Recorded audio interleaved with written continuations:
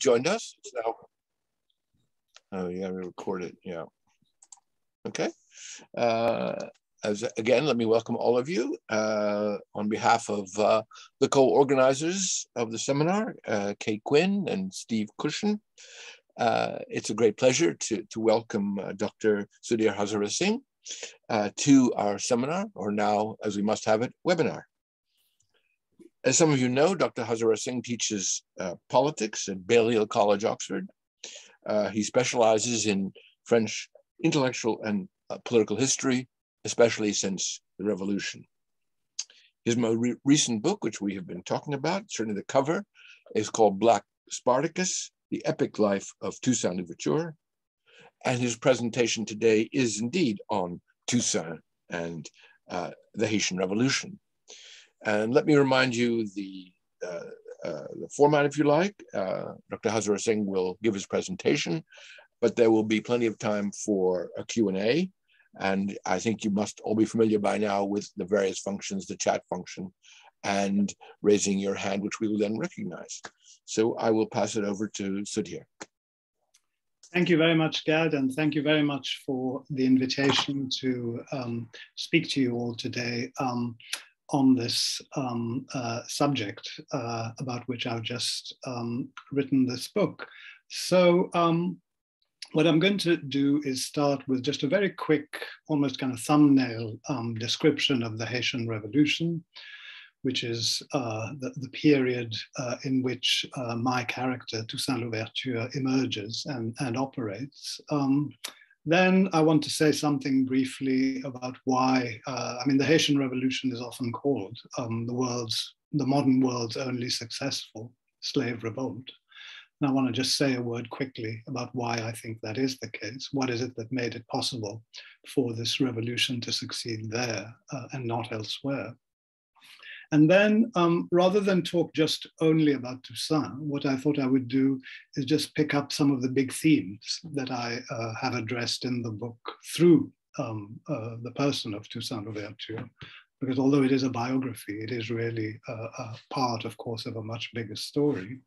And I want to pick 3 or 4 big themes: revolution, slavery, race, leadership, of course, because this is a story about one individual, and republicanism. And I'll end with some more final thoughts about the legacy, the impact of the Haitian Revolution and Toussaint Louverture in the 19th and 20th centuries. So that's the broad agenda. And I'll try and speak just for about 20-25 minutes so that we have plenty of time for discussion. So what was this revolution, the Haitian Revolution? It happens in a French colony called Saint-Domingue, which is French, and it's France's most successful and wealthiest colony in the 18th century. It's referred to as the Pearl of the Antilles.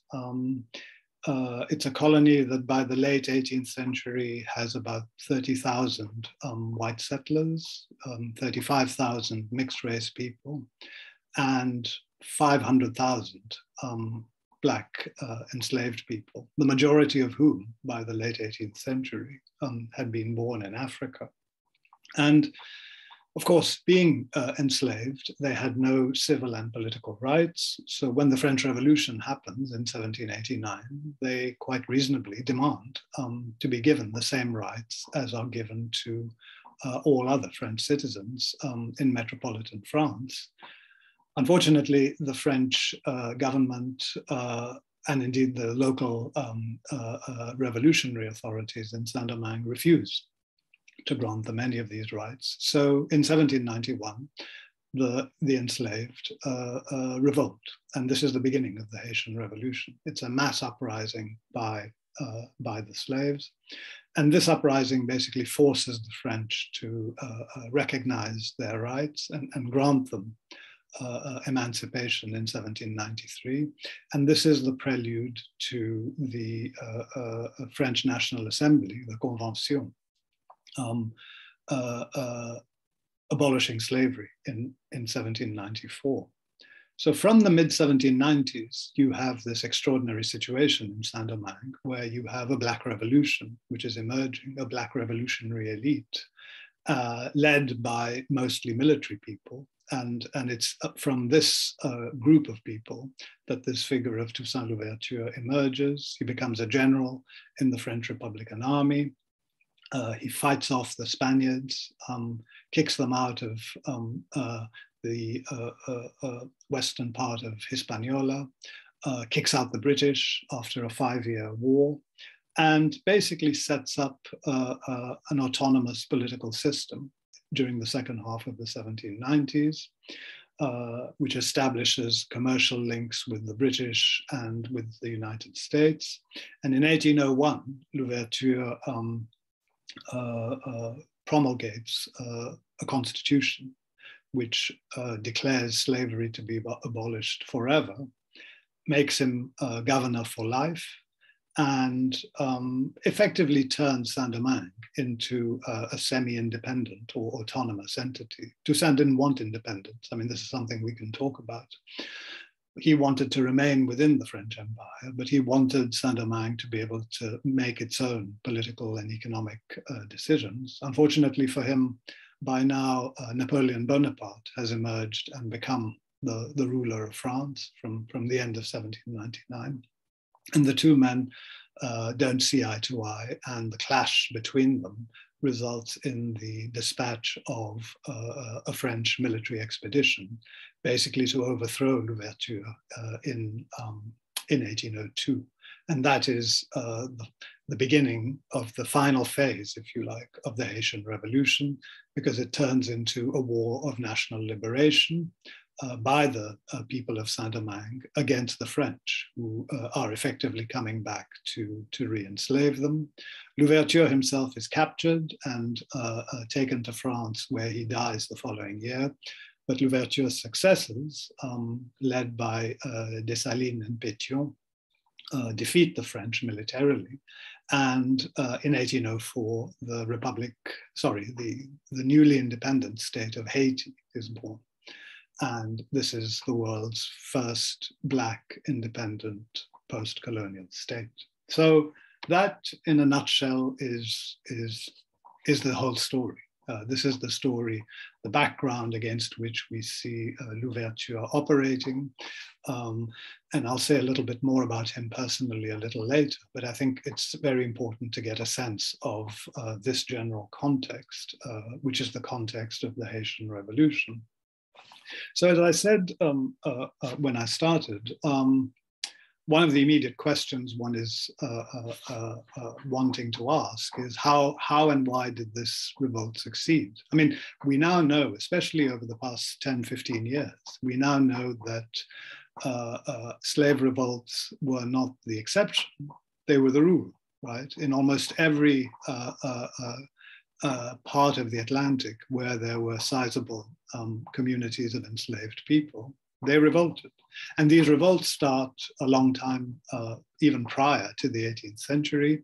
Those of you who are specialists of Brazil will know that in the 17th century, for nearly a whole 100 years, there was the community of Palmeira, which was finally led by Zumbi.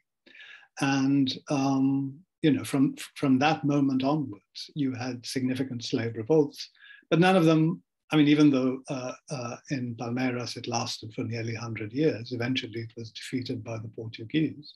And all of the revolts that you see in places like Jamaica, Venezuela, Cuba, the United States in the 18th and 19th century, all of these revolts failed, but it succeeds in Saint-Domingue. And why? I think that's an interesting initial comparative question to ask. I think it's to do with a number of factors. It's to do with numbers. As I said a moment ago, you have 500,000 enslaved people in Saint-Domingue and only 30,000 white settlers, so that made a difference.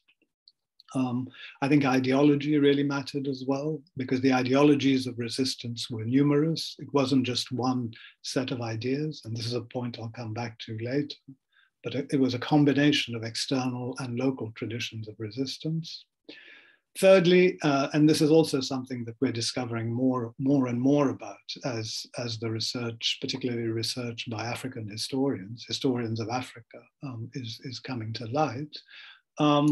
The traditions, the military traditions of these enslaved people were actually quite well established. Many of the people who fought slavery in Saint-Domingue had been trained militarily in Africa. So there's a kind of military tradition that comes to bear here. There's also the issue of political organization. Part of the reason why I think these enslaved people are successful is that they are able to form effective political movements, some of which I describe in the book. And last but not least, and I would say that, wouldn't I, having written a biography of the main leader, I think leadership matters as well. I mean, I think one of the big differences between an insurrection that succeeds and an insurrection that doesn't succeed is whether the quality of the leadership that is provided. And in the figure of Toussaint Louverture, the enslaved men and women of Saint-Domingue found themselves a flamboyant, charismatic leader who was able to help them take their destiny in their own hands. So that, I think, is very quickly and schematically, but I think very broadly, why this revolution succeeds and others in the area do not.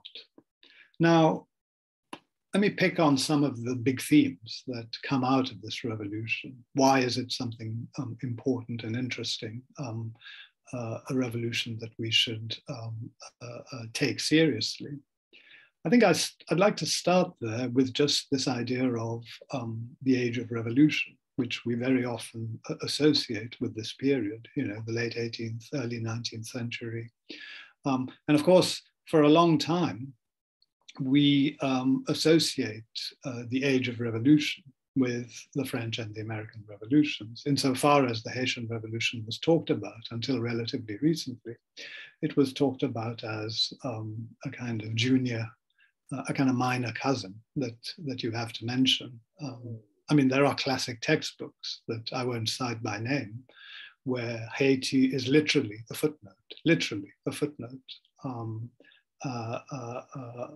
And that, you know, in this bigger story of the revolution. And what we now see, of course, is that if you compare the Haitian Revolution to the American and the French Revolution, you see that the Haitian Revolution is far more comprehensive and far more radical than those two revolutions, because the Haitian Revolution is an anti-imperial revolution.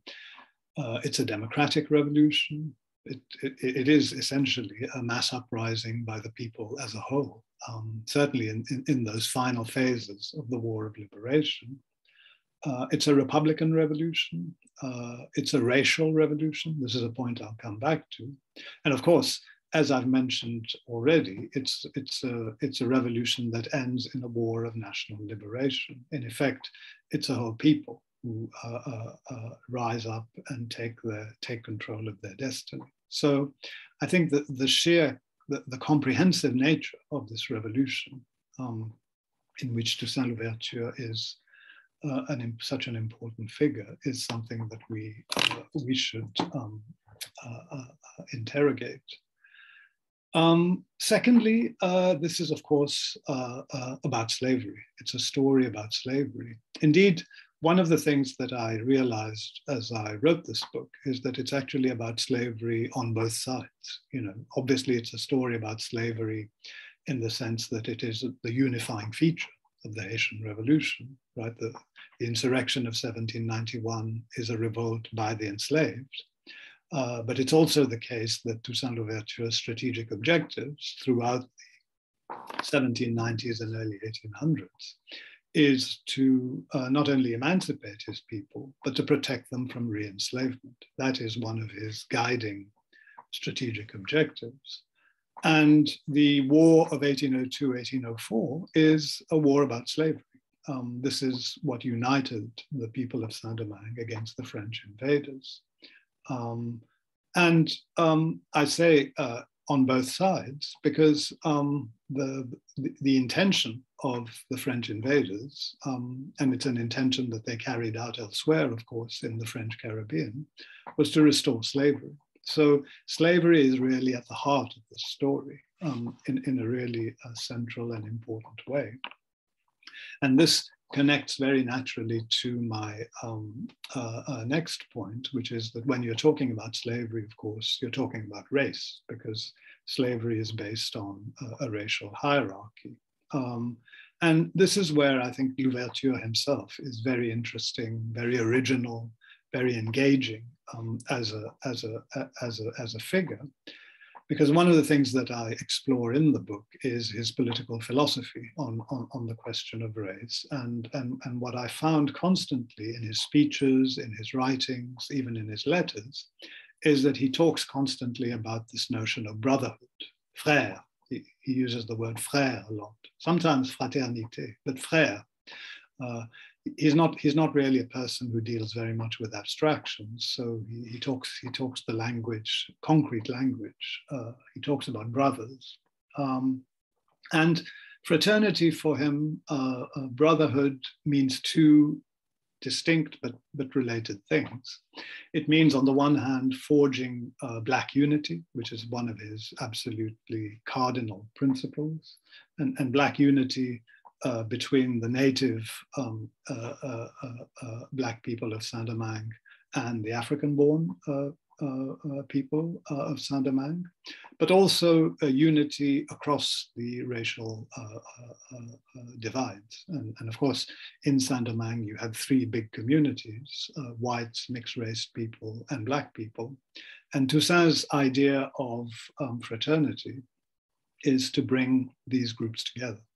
And it was an extraordinarily revolutionary idea for its time, of course, because the idea that all of these groups could live together side by side in harmony is one that Toussaint Louverture not only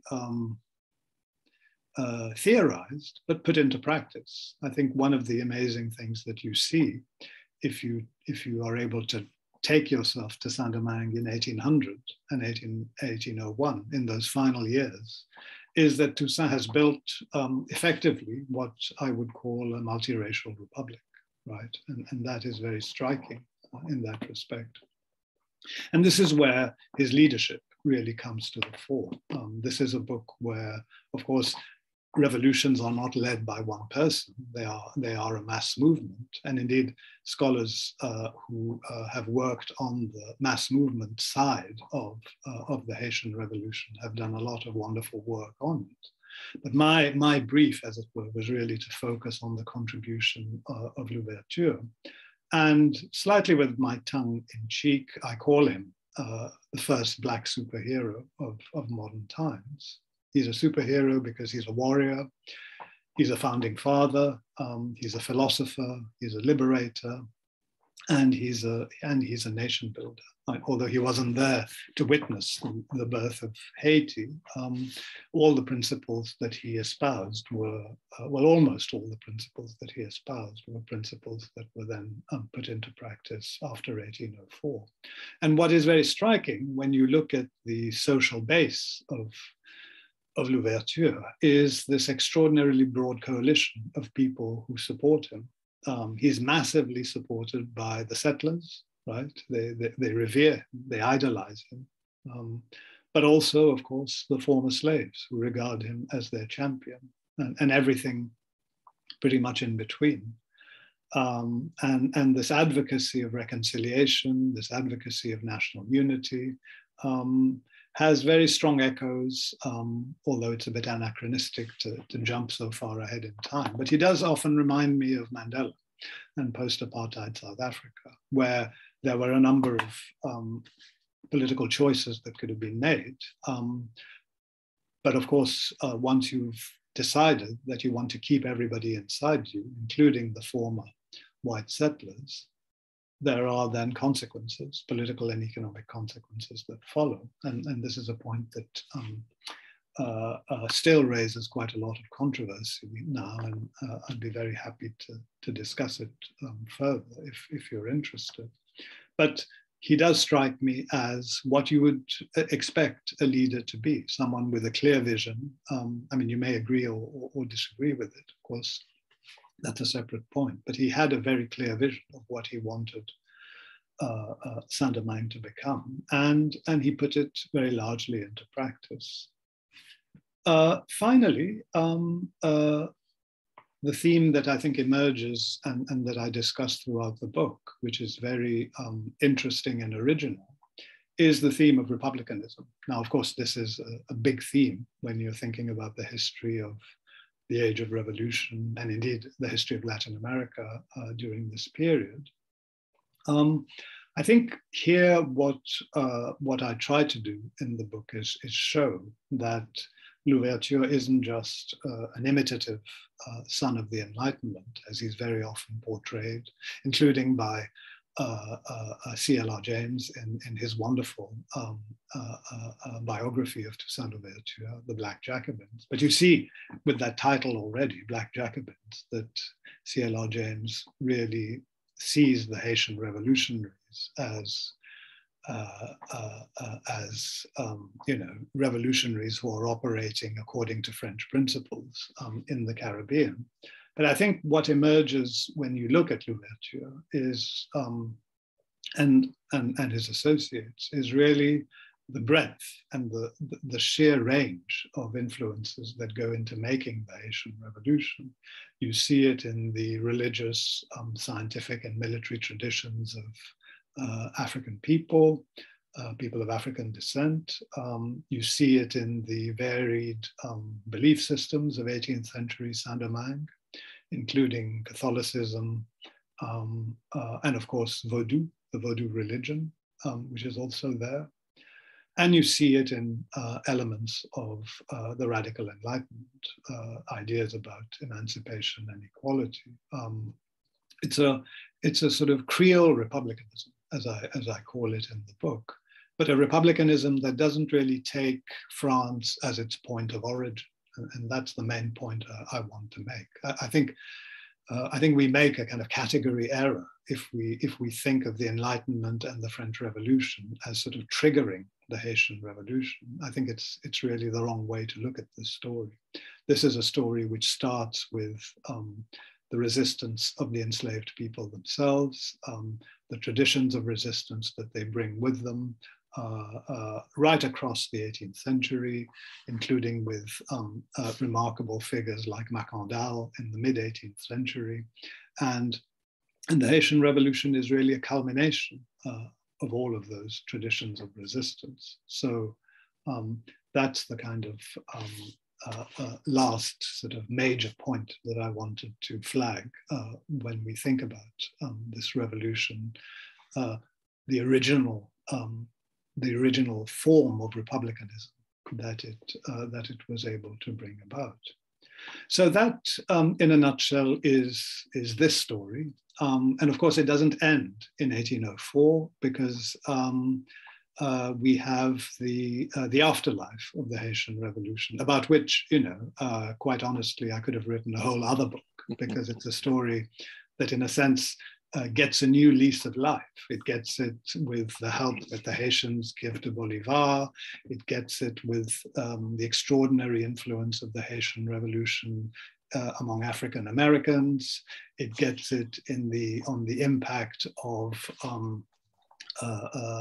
Haitian revolutionary ideas in places like Brazil and Cuba. Cuba, where, of course, and you all know this better than me, in Cuba and in Brazil, slavery isn't abolished until the 1880s. And you still see people, major figures, for example, of the Cuban Revolution, people like Macedo, who are absolutely fascinated by Haiti and by the example of the Haitian Revolution.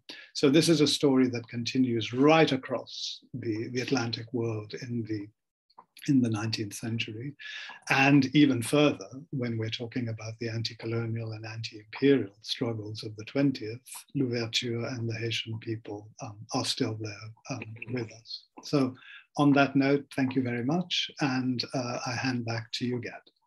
Oh, that's great. Thank you very much. I think immediately I would say you should immediately pursue that topic. And, the afterlife of the Haitian Revolution is, as you suggest, it would not be possible to contain it within perhaps one book even, but that's a separate issue. So I will, of course, open the floor, the metaphorical floor for questions. I will start off with something that I've thought about a lot myself, of course, and something that you mentioned, which is the whole nature of Toussaint's idea about independence and non-independence and his relationship to France. That's something which, as you mentioned it, but it's always fascinated me personally, how to explain that. I used to use CLR James to teach the Haitian Revolution to my students, and the question is, well, why not go after independence, or why limit it in that particular way? Those kinds of issues always came up. So I will ask that to you. Yes, thank you. I think this wasn't a question of principle for Louverture. Louverture is a pragmatist. And what he realizes is, of course, that when you look at the broader picture in the late 18th century, what do you see if you're him and if you're the people of Saint-Domingue? You see a world in which empires are the norm and slavery is the norm. You see that every previous attempt to create a kind of independent republic or even autonomous republic has failed. So I think Toussaint's point of departure in this thinking is we need protection, right? We need one of the major powers to protect us. And indeed, when you look at his diplomacy, you see that his next move is to try and make sure that the different imperial powers are not lined up against him, right? So he understands what the kind of power politics of the period is, and he devises his strategy accordingly. But I insist that for me, he doesn't write about this, of course, because he can't allow himself to put any of this down on paper. So we have to deduce what his thinking is. But my sense is that this is what he thinks. He thinks that in due course, of course, Saint-Domingue will drift away from metropolitan France. But it has to happen slowly, it has to happen patiently.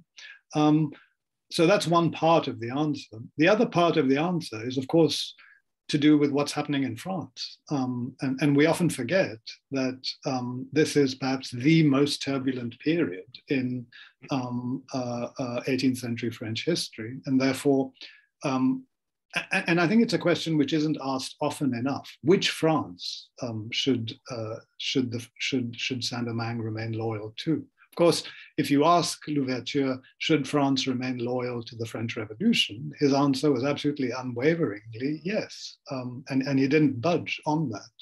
Some of his lieutenants had doubts, but he himself didn't. But of course, from the mid-1790s onwards, it's not just the French Revolution that is there, it's the counter-revolution. And the counter-revolution really comes to power with Bonaparte, in my view. And Bonaparte then goes on to restore slavery. So in that context, you have to, this is where he comes up with autonomy, the kind of quasi-autonomy solution, which he thinks is good enough not to completely alienate the French, he hopes, but gives the people of Saint-Domingue enough leeway not to allow the French to reimpose slavery on them. That's what he hoped the French would recognize and understand. Unfortunately for him, the French were just too stupid to figure that one out. Yes, absolutely. Well, I have more questions, but if there was an earlier question, Aaron did raise his hand. I don't know if he's still around. We can call on him, or anybody else. Or alternatively, of course, this isn't the only question I have, but let's see if other people, before I dominate the whole thing or whatever, let's see if other people have thoughts or wish to ask questions in the chat or raise their hand. So we'll give them a minute while they're thinking. Yes, Kate? Thank you very much for that great talk. I was struck by your analogy with Mandela, and you said something along the lines of there are different political choices that could have been made, and once you make the political choice that you want to keep the white settlers on board, there will be consequences. I wondered if you could elaborate on what those consequences were, or the paths not taken. Thank you very much, Kate. Yes, this is an important question which I didn't have time to explain more fully. But as in all, I suppose, let's call them national liberation movements, in late 18th century Saint-Domingue, you had a range of views about what should be done once the majority of the people gained control of political power, right? To what use should political power be put? There was a clear, I would call it a minority within the leadership who thought that basically you should kick the whites out completely, right? They were unreformable. They were people who were ready to betray the cause of the revolution, and the only way in which they could be the problem could be solved would be by eliminating them or expelling them or expropriating them, right? One or all of those solutions. And Louverture, and this he does write about at various moments, and he writes about it particularly when his nephew, a man called Moïse, actually leads a revolt where the implicit agenda is really that one, right? And this happens in 1801, towards the end of Louverture's rule. The agenda is let's all gang up against the whites, get rid of them, or at least force them out. And Louverture's response to this was, I think, twofold. One was he didn't think Saint-Domingue was ready, right? Because what happens if you basically get rid of particularly the white landowners? The agricultural system was based on large plantations, right? So the idea that people like Moïse had was to break them up, divide them into small plots of land, and give them to the emancipated slaves. Louverture was opposed to this because he thought it would lead in the short run to basically turn Saint-Domingue into a kind of subsistence economy. And he thought that in revolutionary times, they just couldn't afford that, right? They needed to have these resources in order to be able to continue to defend themselves. So he is always thinking, I think, at multiple levels. But I think his main reason for wanting to keep the whites in is that they are the producers of surplus value at this moment. But I should also say, and I think there's no reason to doubt him on this, he genuinely believed in multiracialism. I mean, like Mandela, Mandela is pragmatic, of course, but he genuinely believes that the whites are Africans, right? They've become Africans. Mm-hmm. And Louverture, I guess if one asked him, who are these people? He would say, yes, they are like us. I mean, he would also say, by the way, we're new to this place as well. We've been forcibly brought over. So what he really wanted to do was to take all the people who had been brought there by fate, by chance, by coercion, and build a new political community out of them. But of course, that was not the view that was taken by some of his comrades. And after 1804, it is not the view that is taken by Dessalines, who, as we know, massacres. There's about 1,500, 2,000 white settlers were still there in 1804. And Dessalines eliminates them because he wants Haiti to be a Black republic. Thank you very much. There's a question waiting, but if I can just build on Kate's question, the point about the settlers and your idea that they approved of Toussaint, that's quite interesting because, of course, there was a lot of opposition among the whites to Toussaint as well, presumably. So I was interested in that comment that you thought well, not thought, but that you found evidence that settlers, whatever, approved of Toussaint's leadership. Well, they see him, and they literally call him that. They see him as their protector. They see him as the person, and to understand this, one has to understand the sort of physical story of the Haitian Revolution. What happens is, after 1791, all of these plantations are burned down, pretty much. By 1795, the kind of productive capacity of the colony has fallen to about 0.1% of what it was if you take 1789 as your benchmark, right? So this is a place that has completely imploded, right, by 1795. And a key part of the Louverturian Revolution is that he gets the economy going again.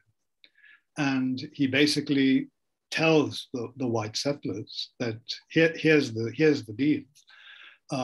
We'll give you back your plantations, but you will employ the workforce on the plantations, and you will treat them. You'll pay them a wage, and on that basis, the relationship can develop. So that is what happens, and by 1800, production levels in most of the kind of major commodities have risen to 60, 70, 80% of their pre-revolutionary levels. So the whites had a lot to be grateful for, right? And they quite rightly credit Louverture with doing this. And they say he's the only one who could have managed this. So they're extremely grateful to him for that. And the smarter ones also buy into, I mean, they're a minority, but the smarter ones also buy into his political vision. And they are by his side when he promulgates the 1801 Constitution, which of course then gets them into trouble with Napoleon. Very interesting. So we have a couple of questions in the chat, but also one, G. Leslie has raised their hand. So could you please ask your question? What's going to be the question, but just clarifying what you said before I ask my question. So of the 30,000, how many were pro Toussaint Louverture and how many were opposed? And did they all, did you say they all got expelled afterwards? And the question was, you were saying that the French were too stupid to realize that the virtue of the relationship that Toussaint Louverture was suggesting. Was it not the more too racist? Because if Napoleon Bonaparte was so much pro-slavery, there was no notion, couldn't have been any notion, could there, of any accommodation, unless there had been what? Dealing with a white who'd done the same thing in the place, or what? Absolutely. No, you're right. Although I would say racism is stupid, but let's not quibble on that. But I think absolutely the point is that I mean, Bonaparte didn't tolerate any opposition anyway, right? I mean, he was an emperor, and so he was dealing. I mean, he dealt with the opposition that he thought he was getting in Saint-Domingue in the same way as he dealt with any attempt in elsewhere in his empire. I suppose race was the aggravating factor, but I say that the French didn't realize what was actually in their own interest, because we have it on good authority that Napoleon himself later. I mean, he says it when he's in exile in St. Helena to one of his associates, that I made a mistake. I should have dealt with Louverture differently, and Haiti would still be, Saint-Domingue would still be part of the French Empire if I mean, he didn't say if I had been less racist, but if I had followed a different tack. So if Napoleon himself saw this, for me, what this suggests is that, in a sense, Louverture was making a rational calculation, right? What he hoped is that he could appeal to two things: to the French notion of self-interest, but also to deterrence, right? He thought that the French would realize by the early 19th century that any foreign power that tried to come and enslave these people would fail, right? Because the French had failed. The British came back in. I haven't mentioned this yet, but it is actually a big part of the story. The Brits charge in 1793, and for 5 years, they try and capture Saint-Domingue in order to re-enslave the Black population and turn Saint-Domingue into a kind of equal outpost to Jamaica, which is their big base in the area. And Toussaint takes them on and defeats them and kicks them out. So no disagreement with you. This is fundamentally about race. But I guess what I'm saying is that I'm not sure that if Napoleon hadn't been racist, the outcome would have been any different, right? Because Napoleon was just that, it was not in his DNA to cooperate with people in the kind of way, and especially not at this time. This is the time when he's crushing everything around him, perhaps a little bit later. So you're saying it's a self-governing island, which was in the hand, under control of a white governor, being the same thing, having the same attitude, you'd still have gone in and invaded and punished the whites. What was the nature of the punishment of those settlers who were pro-Louverture then? They were one of the fascinating documents I found in the archives was basically the blueprint that Napoleon gives to his generals, which is their kind of instructions about what to do when they arrive. And the first thing he asked them to do is to round up all the people who had collaborated with Louverture, including women, by the way, because he hated the idea that white women would sleep with Black men, and deport them. And there was a kind of fine gradation as well. Like the people who'd committed really serious crimes, he wanted them deported to Corsica. The people who'd committed slightly less serious crimes were to be sent to France. Others ended up in Guyana. So, but he basically wanted to eliminate the entire revolutionary elite, whether it was white or black. Interesting. So there are lots of questions. You didn't answer the first part when Sorry. I'm going to have to, we may come back to you at the end, but there are lots of other questions. So I'm going to have to move on. And I hope at the end, maybe you can come back. So Aaron has asked a question in the chat, Sudhir, which says, you've largely answered this, but I was wondering, to what primary factors would you attribute Louverture's efforts to, what happened to there?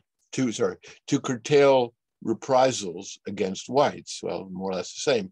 You noted he was a pragmatist. Was this primarily a pragmatic choice, or more fundamentally a philosophical or idealistic one?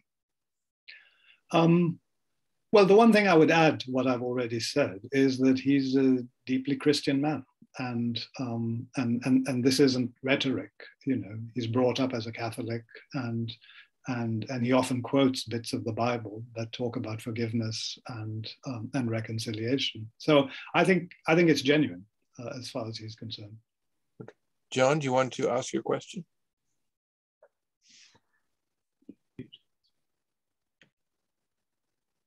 I'm mute. You're not. Oh yeah, you are at the moment. Oh, that's better.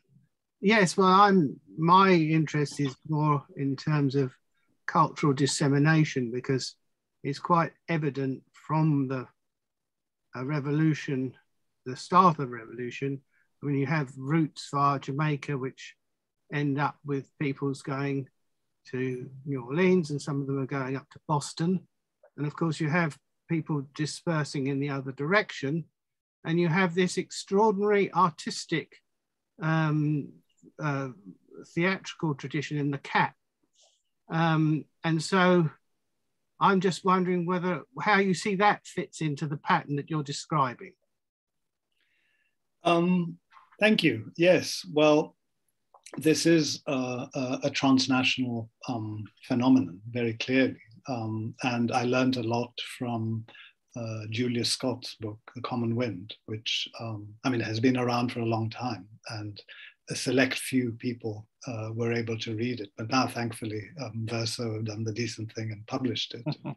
and it tells this extraordinary story. And what I particularly appreciated, I mean, there's so much to admire in it, but what I particularly appreciated and hadn't really understood, of course, were the alliances between enslaved people on the one hand and sailors and soldiers, right? So this isn't just about race. This is about, what Marxists would call class. So these are the underprivileged, realizing that they share a common oppression and working together in order to try and transcend it. And the interconnections among these revolts and revolutions are absolutely fascinating. I mean, just on the connection between Jamaica and Saint-Domingue, there's fascinating material, and I'm sure there's more to discover. But one of the early leaders of the revolution in 1791 is a man called Boukman. And Boukman, we believe, was born in West Africa, transported to Jamaica, where he probably was, as the Home Secretary would say, radicalized. He became radicalized in Jamaica. And the other thing that some scholars now argue is that Boukman, and indeed quite a few of the early leadership of the Haitian Revolution were Muslim. So there's a huge amount of cross-current cross-fertilization that's going on in this period. And one of the things I am hoping to do is to explore this a little further in my next project. Oh, great. Another question from the chat. Arushi says, a different question, but here you go. What would you say are the most important areas where we can see the legacy of Toussaint Louverture in Haiti today? Thank you. Well, I mean, I think when you look at Haiti today, the Haitians will often speak of themselves as having, two founding fathers, as it were, Dessalines on the one hand and Louverture on the other. And you have people who are more kind of inclined towards Dessalines and others who are more inclined towards Louverture. I think in terms of legacy, I suppose the most important legacy is the emphasis on dignity, on Black dignity, right? I mean, that's the absolutely central message of Louverture. And I would say that the most incredible thing that he does is to take these people, right? And I repeat the point, but I think it's really important to bear it in mind. The majority of the Black people in Saint-Domingue in the late 1790s were not born there. They came from different parts of Africa. They spoke different languages. They had different religious and spiritual beliefs. They were completely divided from each other, let alone shared a common project. And I think the extraordinary thing that the Haitian Revolution does is to give these people, under Louverture's leadership, a sense of a common destiny. And that sense of common destiny is really at the heart of the Haitian Revolution. And it's at the heart of how the Haitians see themselves still up to this day. Great. Simon, I think you have your hand raised.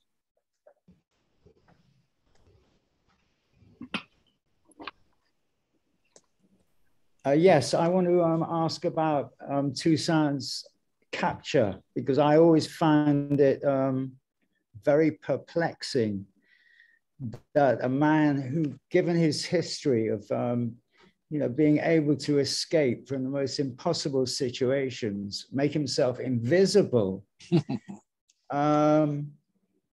would put himself in that situation. I'm wondering, you know, had he decided at this stage that he, you know, given his philosophy, as you say, that he could not go to the lengths which Dessalines was prepared to go to, in a way sacrifice himself.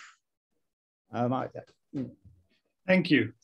Well, it's a question which I've thought and agonized a great deal about as well, because and at a fundamental level, I just don't have an answer, because it is just baffling, because he's someone who, you know, even before he agreed to go to a meeting, just made absolutely sure that he had it covered, and he was famous for organizing meetings and not turning up, or turning up a day before. I mean, when he agrees to meet Leclerc, who's invaded, right, and they eventually sign the truce, he shows up early, right, and completely flat-foots the French, who weren't expecting him.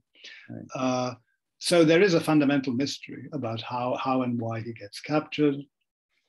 Part of the answer is treachery, unfortunately, and this is delicate, because when you talk about this in Haiti, it's still controversial.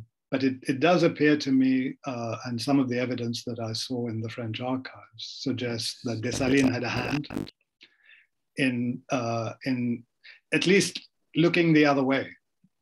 Because of course, if Louverture is taken out of the picture, things get much easier for. So there's an element of kind of rivalry that is involved there.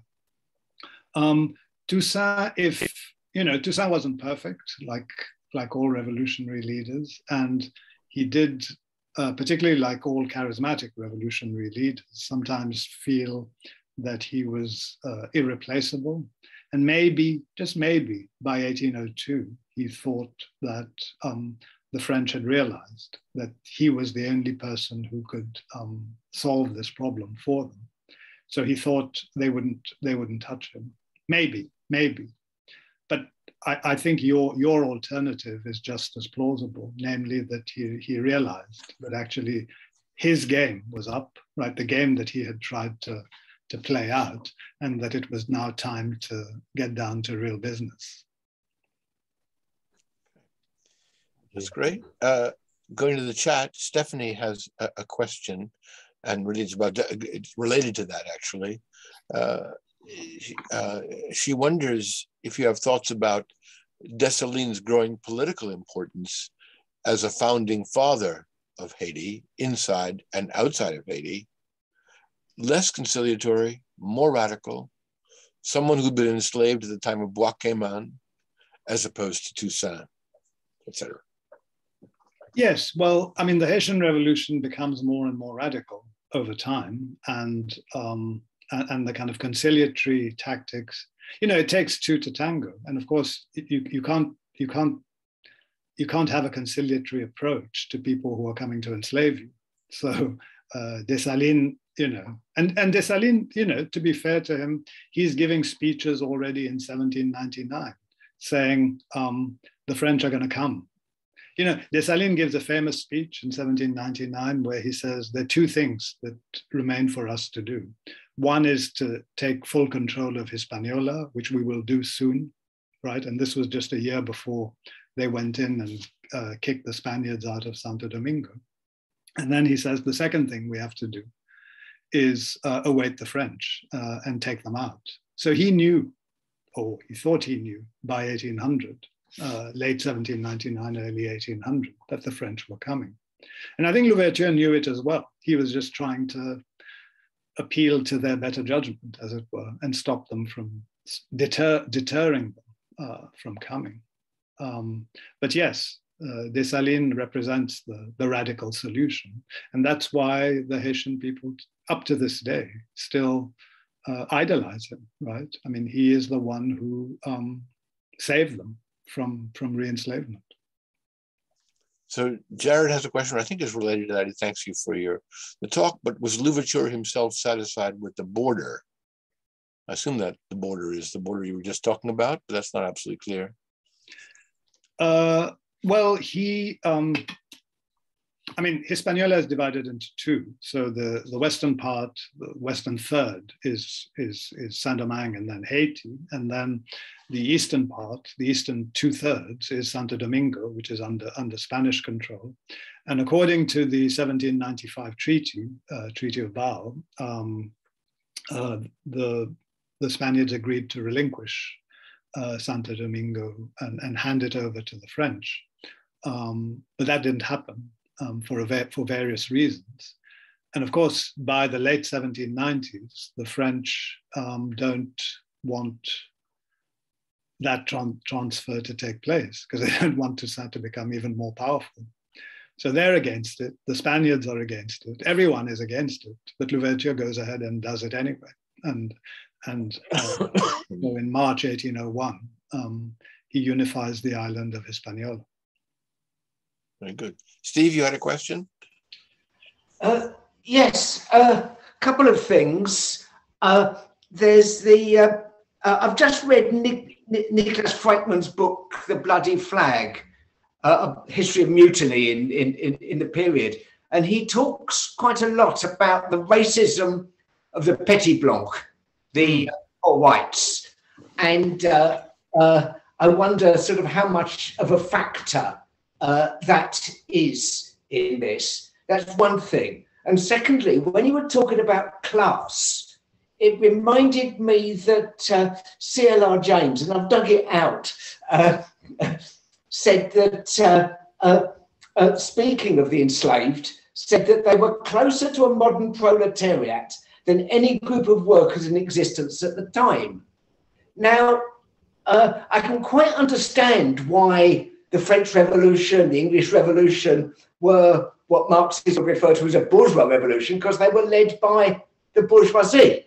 But there didn't seem to be a bourgeoisie to lead a bourgeois revolution. So I wonder why it didn't spill over into something more egalitarian, at least, in terms of, once the enslaved freed themselves, why they put up still with a system of that still had a class structure, if you see what I mean. Thanks. Thank you.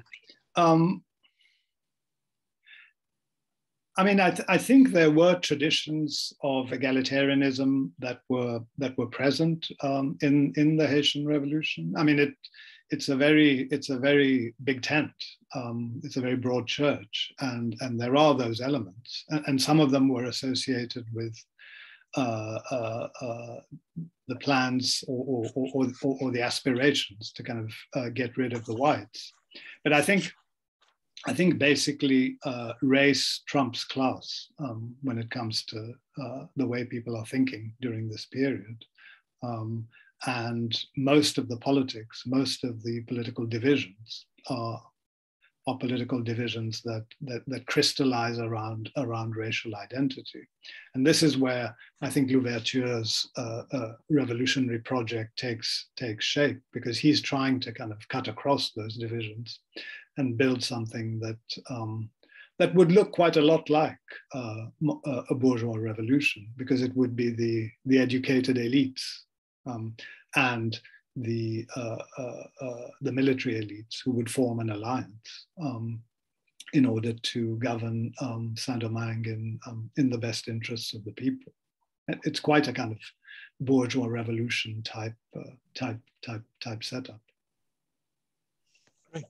By the way, anecdotally, was it R.R. Palmer who, I just made a note, was it R.R. Palmer you were referring to, The Age of Revolution, that book, or another book? It was that book, because that was a classic. That's classic. I don't know if Mr. Leslie is still with us. He asked a question and he may have had something further if he's still there and wishes to pursue that. Yes, I probably nearly lost thread of what I was going to ask, but it was to do with how much, early on I asked how many of the 30,000 actually supported Louverture, and and also they're saying why in this Haitian massacre, why did he let so many people be attacked and killed, even though even the settlers who were, you know, pro Louverture? Was he hostile because of his enslavement to whites, period, and so he would never have tolerated any whites remaining on Haitian soil? Or? Yeah, I mean, firstly on the level of support, I mean, I don't have kind of statistical evidence, but I did find huge numbers of letters, reports, correspondence basically exchanged between the white settlers and the French colonial government in Paris. And and I cite quite a lot of it in the book. And you see almost all of them are even the ones who are very clearly still racist, right? And have very strong racist views. Because racism often expresses itself in the kind of exceptionalizing of Louverture. They'll say, oh, the blacks are useless, but Louverture is an exception. And so you see that kind of line very often being taken by the whites. But the evidence is also whenever he appeared in any town, city, or village, people would gather and mob him. And the people who would gather first and who wanted to like touch him almost as if he was a god were the local white settlers. So there's countless descriptions of this in the memoirs of the time. So yes, he is they do support him. As far as Dessalines is concerned, he just didn't trust them. He just didn't trust them. And he didn't think that when push came to shove, the settlers would take the interests of would put the interests of Saint-Domingue above the interests of France. He thought they would betray Saint-Domingue. And his evidence for that was the way in which they greeted the French invaders in 1802, right? Most of the local white settlers greet them as welcome them, right? And for Dessalines, that's, you know, proof that you can't trust the whites. Mm. Every last one was either killed or expelled. Yeah, they're massacred, basically. So I think we've worked you pretty hard. I'd just like to pursue the point that Mr. Leslie's pursued and also Steve did, which is, and this very interesting point about the whites and the support of Toussaint, because as Steve brought up this, which we know and you know, the kind of racism of the petit blanc class. Yes. And so that nature of that, which is kind of a whole part of the origins of the revolution, how it worked, how that squares, if you like, with this support of Toussaint. That's really quite interesting, I think. Yeah, I think, and I think there's a paradox there, but I think a paradox that I think one can explain, if not completely, then I think it's fairly straightforwardly about interests, right? Because what these settlers wanted, and let's not forget, they often had very hostile feelings towards the colonial administration, right? They don't like administration, period, because they think administrators get in their way, right? So what they want from an administration, whether it's in Saint-Domingue or in Paris, is that it lets them earn as much money as possible, as quickly as possible, and with as few limitations on their activities as possible.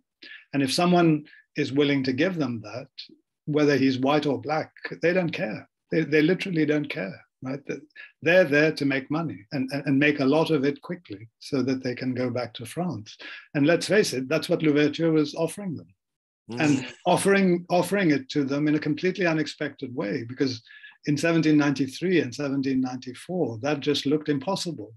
And yet suddenly out of the blue, here comes this man who says to them, you know, come back, because some of them had fled, as you know, Gat, to to places like Jamaica. Absolutely. He says to them, come back and I'll take care of you. And he does.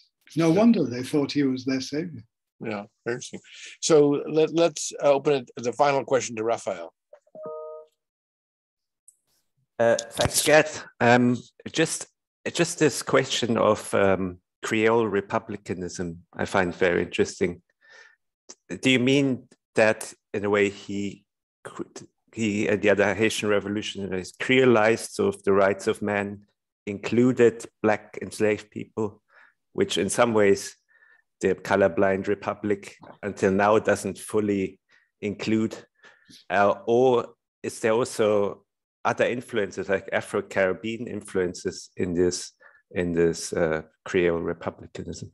Absolutely, and I think what is so wonderful about this revolution is that it brings the three continents, elements from the three continents. It's African, it's European, but it's also Caribbean, and Vodou, the Vodou religion, plays an absolutely massive role in the mobilization of the slaves, particularly in the early 1790s. And Vodou is part of one of the big parts of the traditions of resistance in Haiti. You know, Macandal was feared partly because he was a Vodou priest as well. Dessalines is a Vodou priest. Louverture wasn't hugely keen on Vodou, but you know, he was a pragmatist. You know, he would take anything that would help him get to where he was. So I think this is a wonderfully métissé revolution. Fantastic article on this is by Adam Getachew in the journal Political Theory, 2016, I think, where she talks about the universalism of the Haitian Revolution. And she encourages us, and it really helped shape my thinking, not to think of the Haitian Revolution just as a kind of derivation of French principles, but as something, you know, what she's basically saying is that if you really want to understand it, you have to start from there and see what it's drawing from, rather than start from France and see it. Because sometimes with creolization, there's a kind of dominant influence, and then the local is just like a slight derivation, if you like. But I think the real force of this revolution is that it's its own thing.